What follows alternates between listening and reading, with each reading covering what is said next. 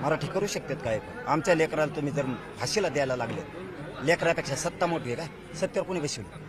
रातभर झाला होता हा माणूस, रडायची वेळ आली ती मेटाकुटेला आला होता. मराठीने सत्ता दिली. इतक्या लवकर उपकार नाही फेडायचे देवेंद्र फडणवीस साहेब. लक्षात ठेवा, मनोज जरांगे शब्द इतक्या लवकर मराठ्याचा उपकार नाही फेडायचा.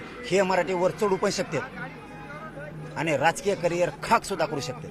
एवढा दम मराठ्यात आहे. बघायचं असं तर पुढं बघा. आणि तुम्ही नुसतं मराठ्याच्या पोराला फक्त मुंबईत एवढे डोचून दाखवा, नुसती काठी आणून दाखवा, तुम्हाला राज्यात लोकशाहीचं हत्यार काय असतं ते दिसेल यावेळेस. पण याच्यामध्ये महत्वाची गोष्ट आहे की सगळी तयारी झालेली तुमची, तुम्ही जाणार.